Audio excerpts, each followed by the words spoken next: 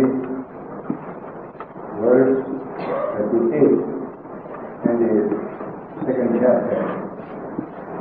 It is a dividing line between the previous verses and the verses that are yet to come. Sukha-dukhe same krutva labha-labho yaya-deyo tato-yutthaye yujyasva naivam papam varchati. I took occasion to expound this slogan not just for Arjuna in the battlefield, but for all of us in our day-to-day life and work. A measure of civilization within the mind is needed for effective work. Frenzy is not a good accompaniment of efficient work. Calm, silent, steady work is what brings about permanent results. One lesson we have to learn: people who jump about and shout about, they are not efficient at all. Those who work silently, they don't know how to work. The whole teaching of the Gita, this subject is coming. Work, how to work efficiently. This subject is coming.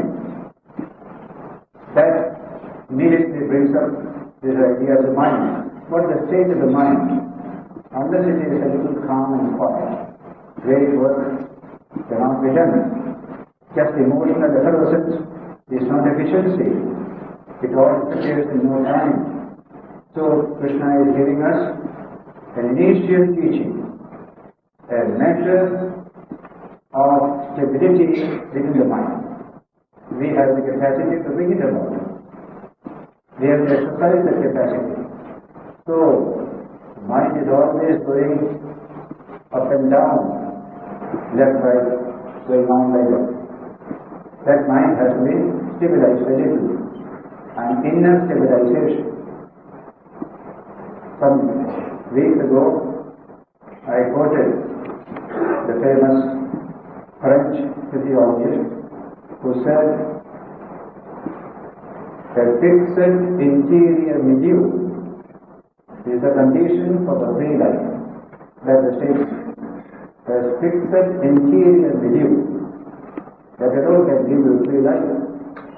So a stabilization, out of which will come tremendous energy, tremendous response to the human situation. People who make noise and shout, they are not efficient workers. Today in India, there is so much of noise, there is so much of shouting at the time of work. That shows only we are not good workers. We are not efficient. Simply excitement, nothing else. The Gita will teach us the distinction between noisy and showy type of work and calm, silent, steady, efficient work. Long ago when I was in Delhi, when you had just this auto rickshaw had been introduced at that time, the new species of vehicle at that time. Such a noise it makes, and I thought it must be a wonderful thing. Let me also get it. I got it. And it was really the jogging, shaky movement all the time. Big noise. But the speed was only 12 miles per hour. But the noise is terrible.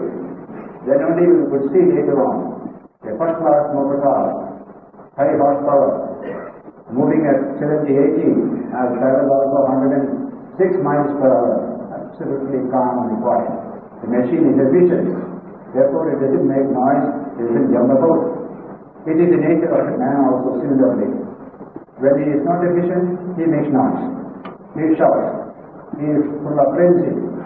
When he gets tremendous inner strength, he becomes calm and steady and turns out more work than the other person. That is the one lesson we as a people have to learn. To become great workers, changing the world around us in the right way. That is called creative work. That subject is coming in this great teaching of second and third chapter. Third chapter is called Karma Yoga, the great yoga of action. So, in this first warning is given to us, try to keep the mind as calm and balanced as possible. Some great thing is coming out of it. Not only the good work there, but your inner penetration towards your own true nature also needs that wonderful calmness and balance of mind. Earlier we have discussed the concept of homeostasis, that the body has got the thermal equilibrium. Nature achieves it in the later mammals for survival. So, sun may be hot, body temperature remains constant. It may be cold, body temperature is constant. That is what we achieve. That's called homeostatic condition. Out of that only, nature could develop the human brain, the cerebral system. After getting this kind of stability in the physical organism, nature evolved the higher organism, namely the brain. Its full function is to take man to freedom, emancipation, says the neurologist Greywater. For mammals all, homeostasis meant survival. But for man it means emancipation. What wonderful idea.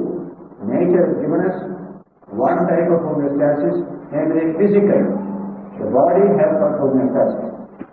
The bloodstream has a constancy of oxygen or various other components.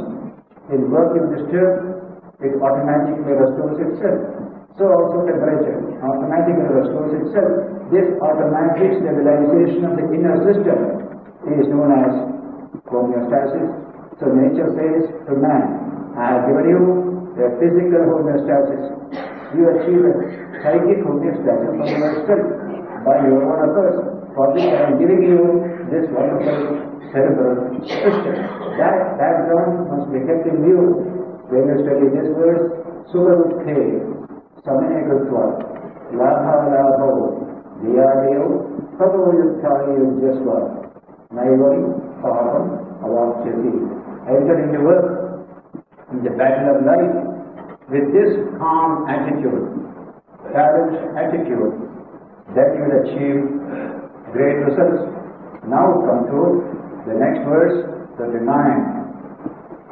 Keshate Adhita Sankhye Buddhi Yoge Timanshano Buddhya Yukto Yaya Partha Karma Bandham Prahasyasi. He says, till now I have been speaking to you about the Sankhya Yoga, means Jnana Yoga. This world is unreal. The Atma alone is real. In that transcendental state, you will realize this Atman.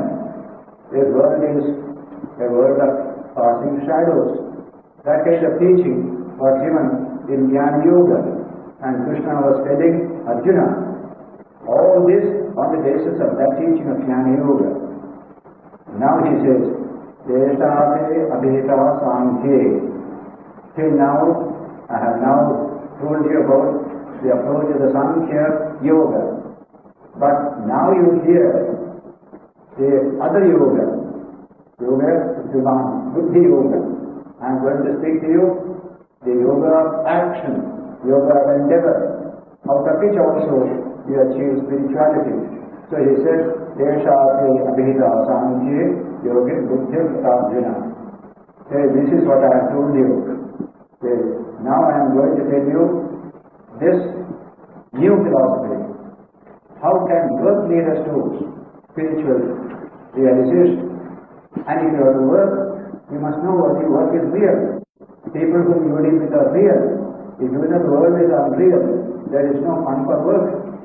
In fact, they have been taught this idea of world is being unreal. And yet we have to work there. And our work will show absolute unconcern, half-minded work. Most people when they work, they are half sleeping. They have no interest in the work around, you will find, except for very individual personal reasons. That kind of activity, energy, you don't find. A man is digging, he is just lifting, half sleeping, and then doing like that. That kind of thing has to change. But it came. Why?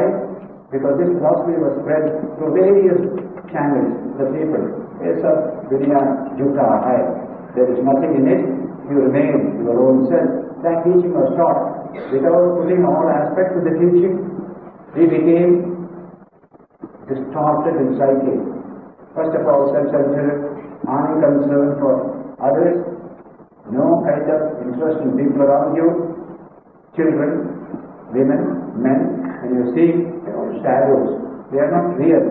This kind of philosophy was deep into the mind. The result is our human relations became surface, unconcerned. In a great teacher, a great spiritual sadhana, we should not do that harm. But the millions of people, the result was a dried apart. No concern for others. It's just the same.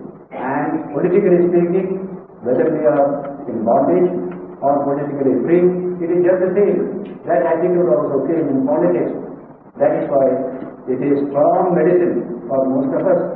It is not to be taken easily. So Krishna is telling now, Eshate abhita buddhi sankhye yoge timashano. Now I am telling you about yoga buddhi. Till now I told you sankhya buddhi. Then what is the result of this yoga buddhi? Buddhya yukto yeya partha karma bandham prahasyati. If you develop this buddhi, yoga buddhi, one day result will come. You can continue to work. You can handle the world, handle other human beings. In and through all this, you will become free. All bondages will be destroyed. Buddhya yukto yeya partha karma bandham. Action produces bondage. If you do it ignorantly, it must be a bondage. But this yoga buddhi will help you to perform actions and yet not have any bondage at all. Achieve that freedom. With Jnana Yoga he gets the same freedom you will also get, but you will be a warm-hearted person, deeply interested in the world around you. You will be doing great good to the people, to society. So this is the new philosophy Krishna is pointing to Arjuna and to all of us. We have not expressed it in our life and action all these thousands of years. This is the age in which we can do so, and we need it. Our whole system in India needs transformation. It comes only from hard work, work with dedication, work with great sense of human urgency. So that philosophy is very, very important for us and also in all parts of the world as well. So he said, Buddhya yukto yeya partha karma bandham prahasyati. You are afraid of action, that it may create bondage. I am assuring you, if you take this yoga buddhi, no bondage will come. You will be doing great work, but no bondage will accrue from work. That is the philosophy which can bless every human being. Most of us cannot give up work, so most of us will be in bondage. Why should it be so? All of us can be in work as well as get freedom from bondage. That is its universal relevance. Buddhya yukto yeya partha karma bandham prahasyati. Karma bandham. Bandham, bondage arising from karma. And you will destroy it. Prahasyati. Karma will remain. Bandha will go. That's all what we do. It's a great teaching for all people. Then he gives a beautiful characteristic of this path. What is that? Yes. Neha vikramanaashosti pratyavayo na vidyate sarvamapyasya dharmasya prayate mahato bhaya. Neha vikramanaashosti. In this great path of yoga buddhi, there is no fear of any unfinished attempt. You do something, you leave it due to certain circumstances.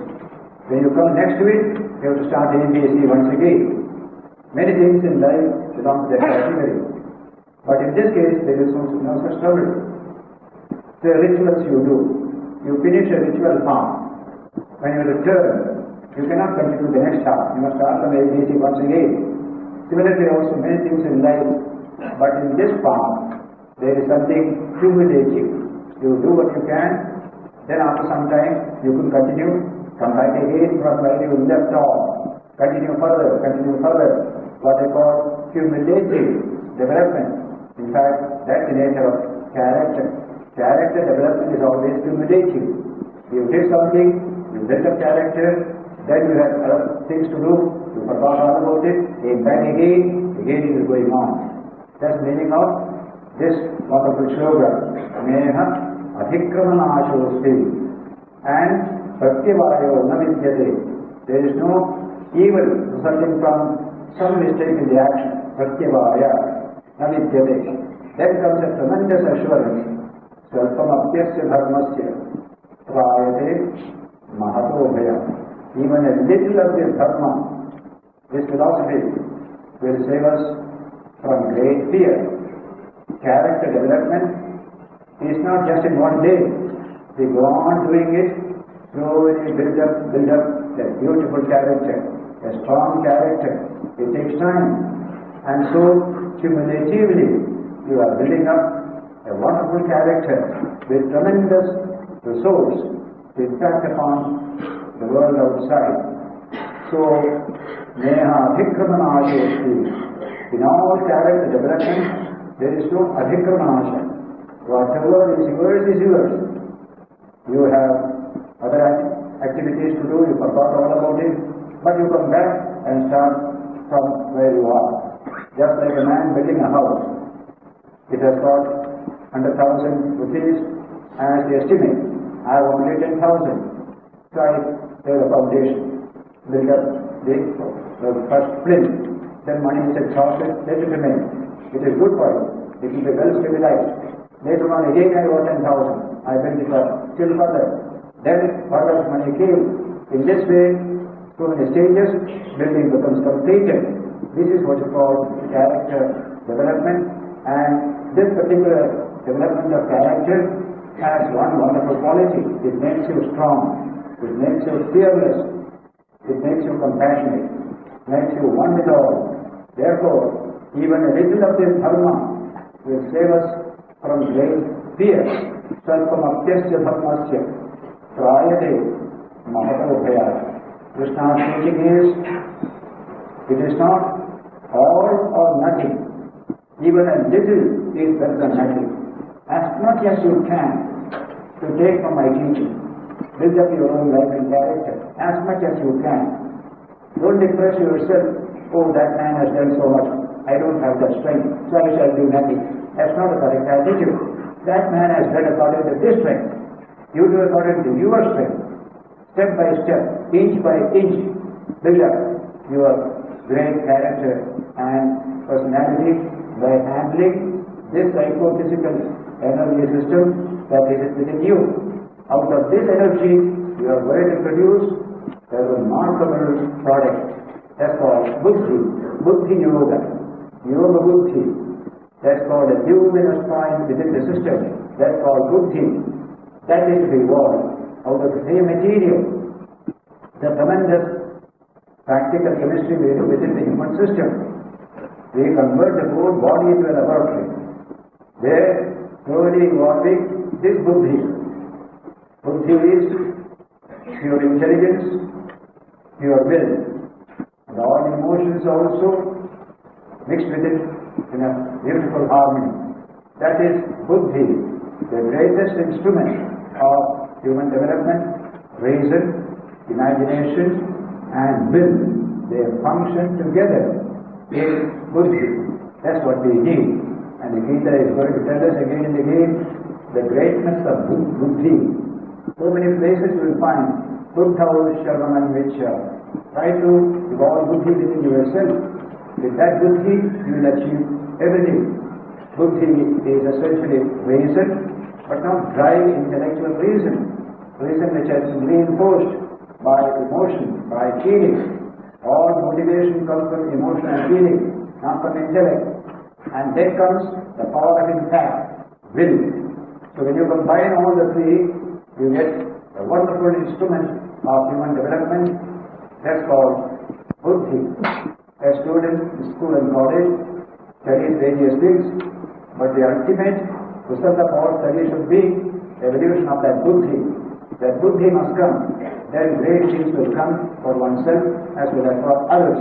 So, Sarvamapyasya dharmasya prayate mahatodhaya.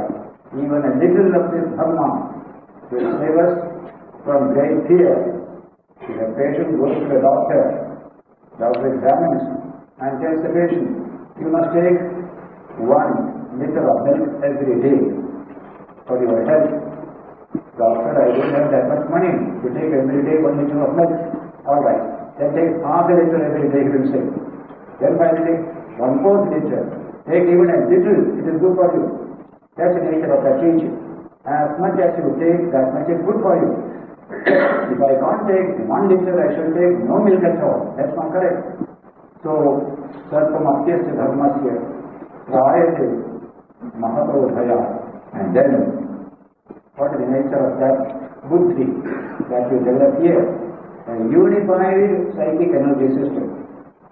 Vyavasayatmaka buddhi ekesha purunandana bhushakha sanandasya buddhayo avyavasayina. One is called Vyavasayi, the other is called Avyavasayi. Vyavasaya means endeavor, effort, tremendous determination. All that is called Vyavasaya. The opposite is Avyavasaya. Here, Vyavasayatmika buddhi. In this buddhi yoga philosophy, there is a Vyavasayatmika buddhi, a buddhi of tremendous determination. Vyavasaya means determination, tremendous effort. All that is included in that. That is what you get, and that is 1, not 2 or 3, multiple. The whole energy has been organized and unified. Organization and unification. Both have been done. Look at the human body. What diversity is there in the human body? From the cell up to the biggest organs in the system. Everything is so diverse, and yet it's a perfect unification. Everything works for everything else. Therefore, differentiation, integration, as Bhagavad Gita says, evolution proceeded through differentiation and integration. Similarly, when we build up our inner life, the same thing must happen. Differentiation and tremendous integration. That integration is what is mentioned here. Ekesha purunandana. The Vyavasayatmika buddhi is only one in this school of yoga, philosophy. But in ordinary life, Bahushakha Anantascha Buddhayo Avyavasayina. Those who are Avyavasayis, without that kind of determination, their minds function in a scattered way. There is no energy developed within the system. Everything is scattered. Mind has 2 states. One is a scattered state, the other is gathered state. In all yoga teaching, they speak of a gathered state. How to gather all this energy? Normal life, mind is scattered in 1,000 things. Therefore, it has not that energy. So, Krishna is telling in this Karma Yoga, philosophy of action, we have to develop that type of buddhi, unified buddhi. It's a wonderful idea, because in the other state, Bhushakha, Anantascha, Buddhayo, Avyavasayina, their mind is scattered in 1,000 things. There is no energy developed out of it. This is what we have to do here. So, this yoga builds before us the idea of man developing a unity within himself, a psychic unity. It's not scattered here and there. Everything is brought under a beautiful vision, a unifying vision, and that mind we have to capture and develop within ourselves. This is the basis of healthy philosophy of life and human development. Bhushakha, Anantascha, you can see every day minds of people full of scattered energy. It is not that intact because there is no unification of energy. Great minds like Gandhi, for example, there is a tremendous unification of energy in his mind. You have one mind only, not 2 or 3.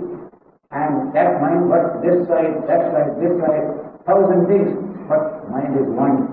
He has integrated the entire psychic energy within the individual and the power of influence of such a person is tremendous.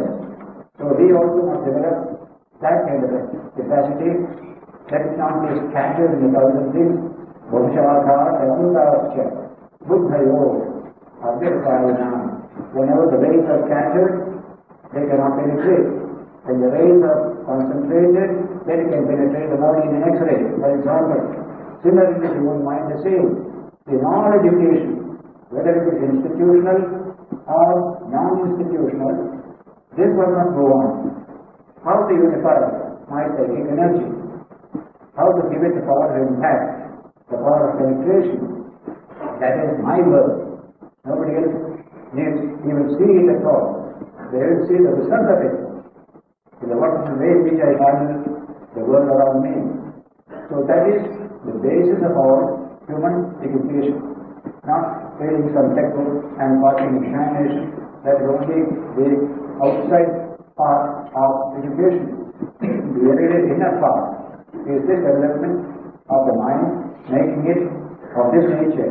Devasayatmika buddhi, ekeha gurunandana, doshākha anantāscha, buddhayo avyavasayana. Says, the next sloka of it says, these are wonderful words, you consider to be a remarkable words. Yavanatha udapane says, no, earlier, Yamimam pushpitam vācam pravanti avipaschitaha. Those who are scattered minds, they run after all sorts of pleasures, earthly, heavenly, enter into all sorts of rituals and ceremonies based upon some teachings in the Vedas regarding rituals. On that subject, Krishna is telling here, those who are involved in such things, they can never develop this Devasayatmika buddhi, is going to say. So in the Sura, he says, Yamimam pushpitam vācam parvadanti avipashchitaha. That type of people who are avipashchitaha, without wisdom, without understanding, they speak flowery language in the name of religion, in the name of man's inner life. Pushpitam vācam. Vedavāravata Partha. They always quote the Vedas, discuss about what the Vedas say. Here Vedas means the karma kanda, the action, ritualistic section of the Vedas, which promise you heaven. Do all this, sacrifice, ritual, you will go to heaven. They are captured by that attitude, Kamatmana, full of desires. I want this, I want that. Similarly, Swargapara, you want to go into a heaven. Many religions have this heaven philosophy. Janma Dharma Phala Pradhana. Result is birth, death, and all these things. Nothing else will come to you thereby. Kriya Vishesha Bhagavan, Bhogeshwari Gadim Prati. Various rituals are there only to get pleasure in the end. Whether earthly or heavenly. Bhogeshwarya Prasattana Saya Abhutta Chedasam. Those whose minds are captivated by the Bhogeshwaryas, what happens to them? Devasayatmika buddhi samadha na idiyate. That buddhi which can take you to the highest spiritual realization will not come to them at all. Their buddhi is always captured in 1,000 streams of desires and ambitions, etc. This is a strong criticism of the Vedas in their ritualistic position. In the Upanishads also, that kind of ritualism of the Vedas has been criticized. Here also the same criticism, because what is needed is character. What is needed is spiritual development and compassion of people around you. None of these will come through such hedonistic philosophies of pleasure in the earth as well as in heaven. Having said this, Krishna is telling us an assessment of the Vedas, which you will find only in this Sanatana Dharma tradition. Every tradition speaks of its own scripture, the highest language. In this Hindu tradition, even though we revere the Vedas, we do not give it the higher status. It is always secondary. They do not contain truth.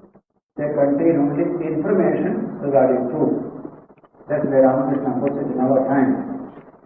He said in the Hindu Panchangam or Almanac, it is forecast that so many inches of rain will be there this year. But if you take the almanac and squeeze it, you won't get a drop of water.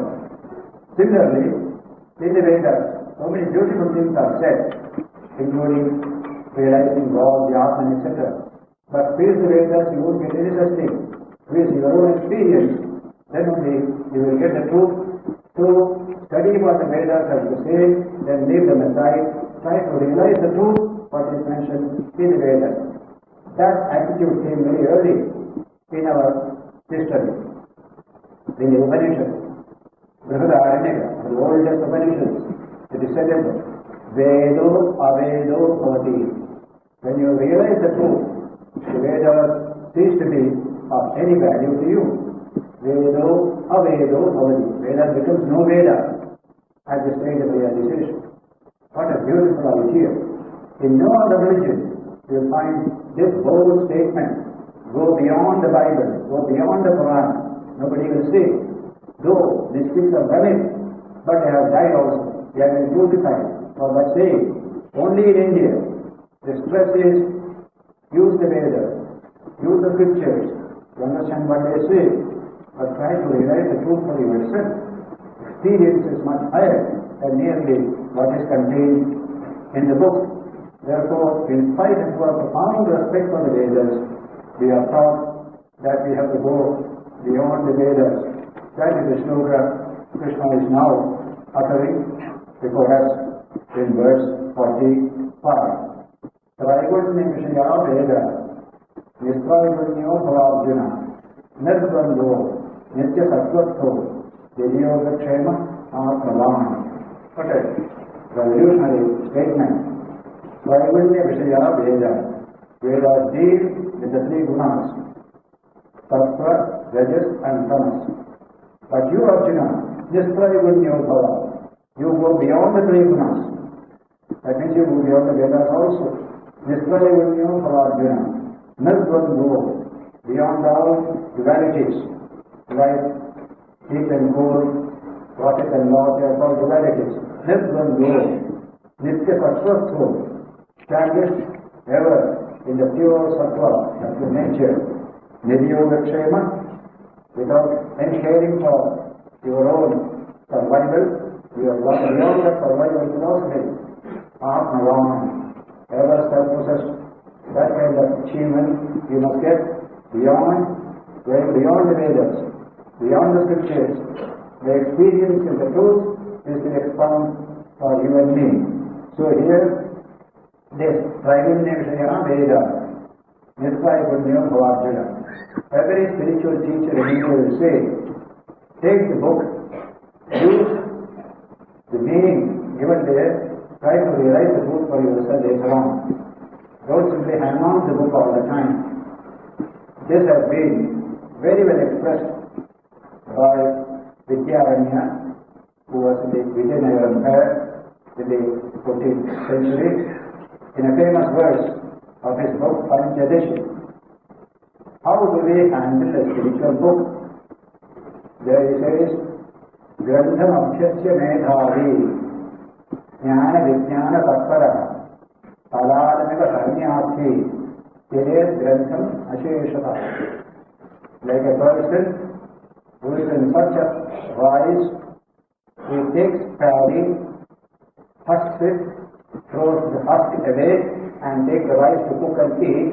Similarly, the Medhavi, the intelligent person, first will study the books, Grantham Abhyasya Medhavi, study all the books what you have to do. Then Your object is not become a scholar. Jnana Vijnana Tattara. You want to achieve knowledge and realization. So what will you do? After achieving whatever is contained in the books, try to realize it for yourself. Again, Grantham Achayashataha. Throw away all books. They have no value at all. So Ramakrishna said, a person wrote a letter to his relative village town. When you come to the village, please bring so much cloth and so much of sweets. And he missed the letter. The whole house started searching for the letter. The letter has come, I couldn't read it, the letter is lost. So the whole house searched in great difficulty, rediscovered the letter.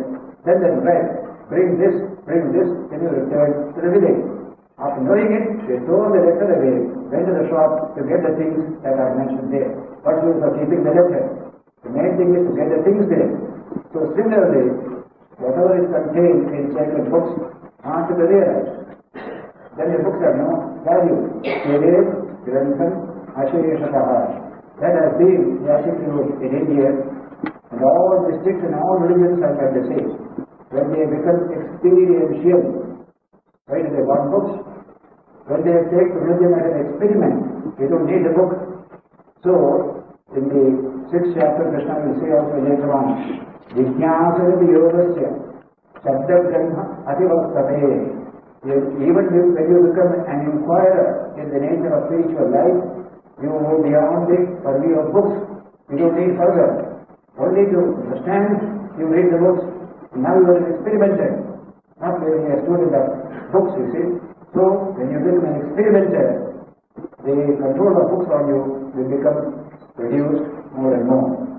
So, Nirgun Go, Nitya Sattvasto, Nityogakshema, Atmavam, completely self-possessed, and they come without any anxiety, worry. You have established yourself in the strength of the Atman within you. This is what we have to achieve. Books are secondary, realization is primary. There is a constant emphasis in this Sanatana Dharma tradition. Sadhana and Anubhava. Two things. Scholarship has no meaning at all. It has only an initial help, nothing more than that. So, when you achieve that state, what type of achievement is it?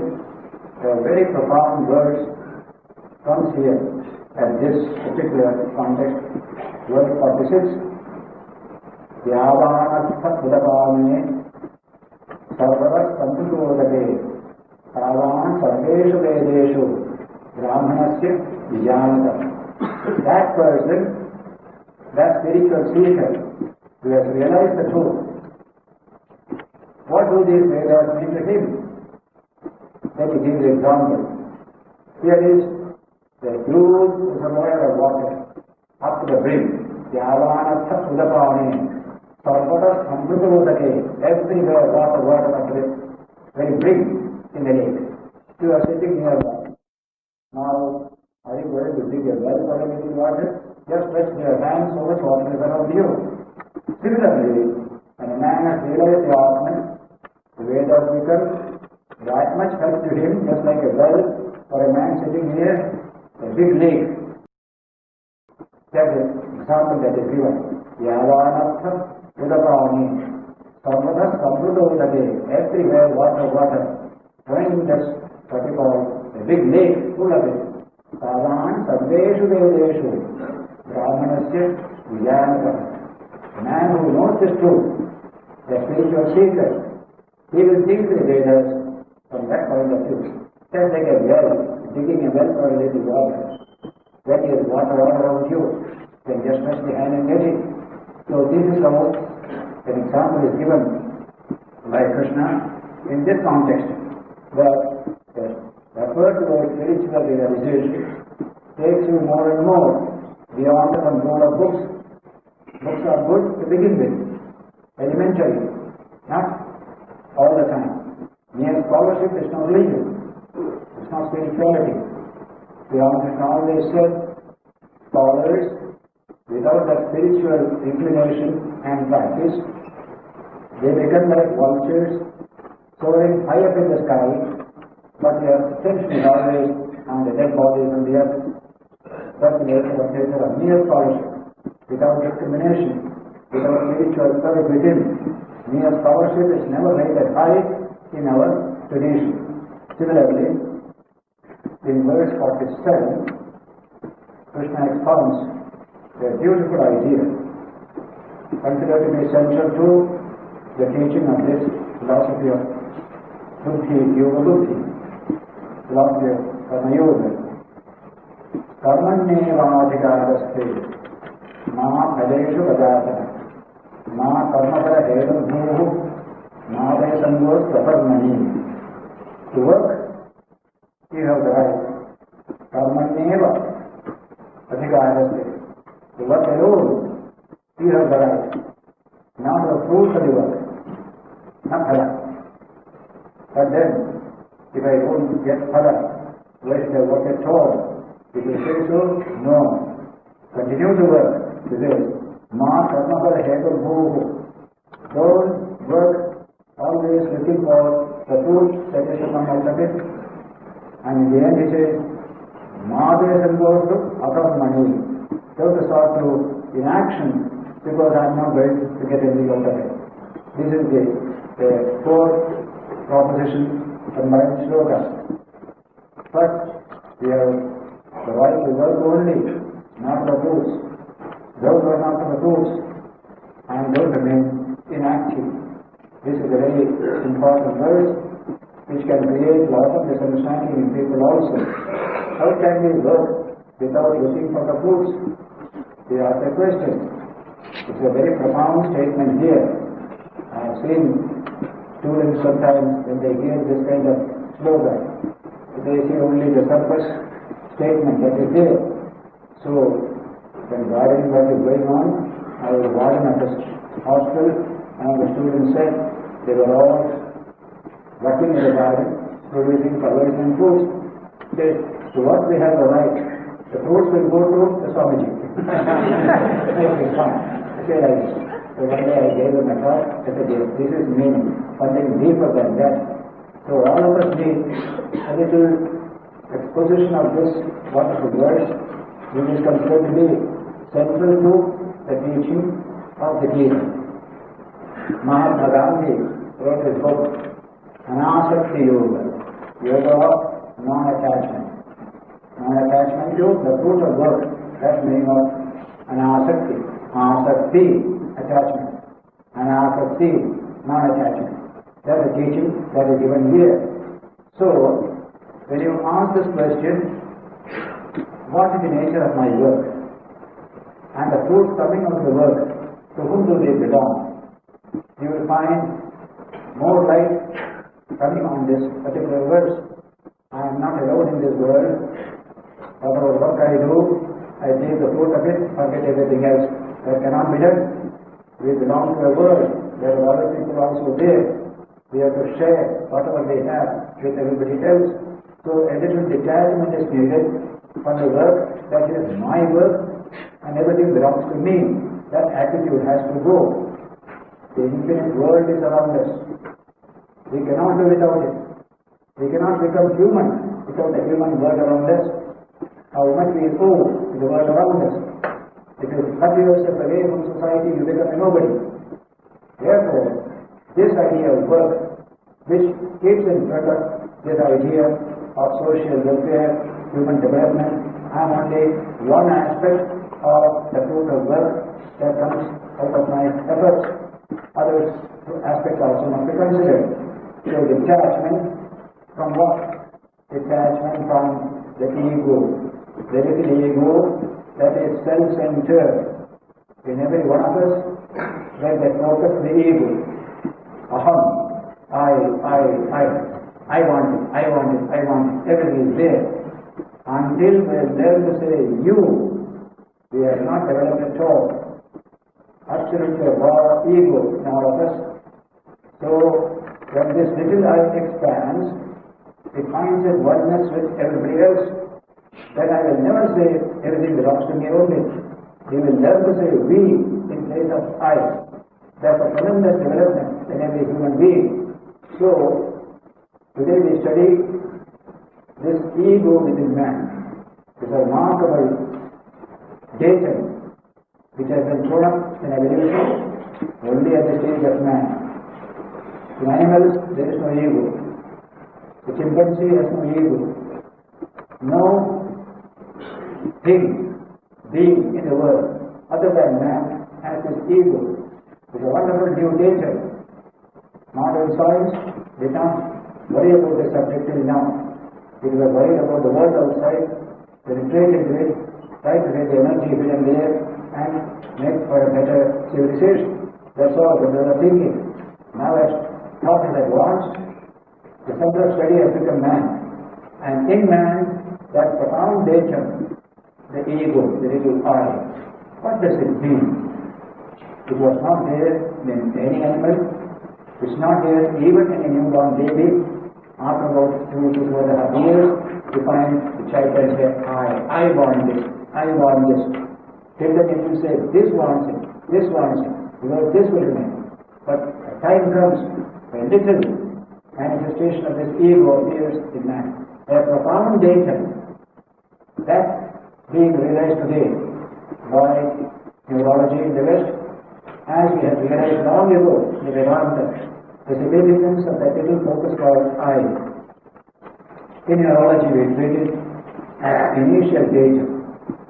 It's not a final stage, just beginning, just like a small sprout that's called the ego. It has to go a long way in development. That is the whole subject of Jnana Marga, development of Atma-jnana, and all the teachings of the Gita coming out of it. Therefore, this subject is to be treated as a profound subject, and I am glad to find for the last 60-70 years in the West they have been turning their attention to this wonderful subject of the ego, what is in man. In the study of modern biology, especially the philosophical implications of modern biology, the book is called The Science of Life, written over 1920s also by H.G. Wells, E.P. Wells and Julian Huxley. You find a wonderful passage dealing with this status of the I in evolution, where they say, alone and in the silence of the night and on a score of thoughtful occasions we have demanded that can this I, which is so central to my universe, which is so possessive of the world, never cease to be, and yet every night when we go to sleep, this ego disappears, and we do not know by what stages it comes to the awareness of its own existence the next day. Let the authors continue. Personality centered in the ego may be one of nature's devices. Remember the language, may be one of nature's devices, a convenient, provisional delusion of considerable strategic value in evolution. Ego is a strategic value in evolution. It is a provisional delusion. Don't treat it as a final state. You have to develop it, you have to expand it. Some great work has to be done. That is the work that the Upanishads did ages ago. Handling this I, how to make it grow into its own true dimension. What is now the ego is with us is a very small bit, a promise of big things to come. That philosophy has to be kept in view when we handle this great slogan. Karmanyeva adhikaraste ma phaleshu kadachana ma karmasara hetabhuhu ma desamyostu aparmani. If I am satisfied to stay at the level of this little ego which has just sprouted in me and I don't care at all to make it grow, then this yoga has no meaning. But if you want to see the further extensions and advancement of this ego, what are the new dimensions that will come, then this yoga becomes the opening of a gate to the highest development of man. And so we have to ask this question, what is this ego that appears in me? I possess the world through this ego and the center of the world. That's what we all see. Even a child, when the ego develops in it, he becomes the center of the world. All of us are dancing around that child. Very soon the child has to change that attitude. Find a place for others also. But the ego has to expand, to grow. The whole philosophy of this ego development, expansion into its own infinite dimension. That is what is called Vedanta. In no other part of the world of this subject so thoroughly discussed, so thoroughly studied and expounded, and we are glad to find great neurologists and physicists today handling the subject almost on identical lines, slowly going closer and closer to what Vedanta had said about this little ego within us, treating it as an initial datum, just like a rock on water. A little hits at a rock you find, and the child will say, that little rock is there. The father will say, it's a big rock, much of it is under water, only a little is above the water level. Similarly, to the sensory vision of man, ego is a tiny entity. But if you know its depth, something infinite, that is the great teaching Upanishad gave. In that light only, we can understand this verse and many other verses coming hereafter, where we have the Chandogya teaching, Tat-Tvamasi, Tat-Tvamasi. You are that, you are that. You are not this tiny little ego. You are not this tiny little self which you consider yourself to be. You are that infinite one. Tat-Tvamasi, Tat-Tvamasi is a profound teaching of the Upanishads. It is attracting the minds of biologists and physicists in the Western world because it is a truth about man. We never knew it. So when you keep this background, then study this verse, a new meaning comes. I don't want to live at this initial level. Just like a baby doesn't want to remain a baby. He wants to grow. Similarly, ego is like a baby. Why should they remain always as a baby? Some of the egoistic people's language is the baby's language. You can find it in your own society. The baby's language is I.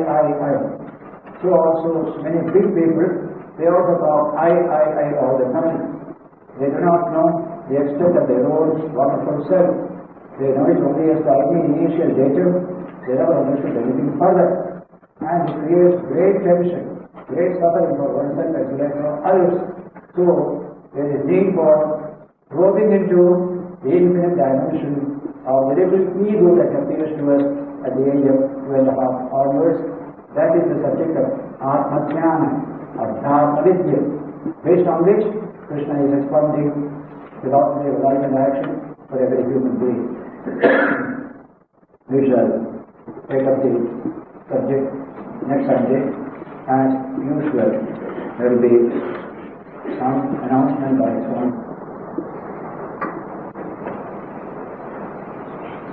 Ranganathananda, Devaki Paramanandam, Krishna Vande Jagadguru. Salutations to Krishna, the Supreme Teacher of the world, the dearest one of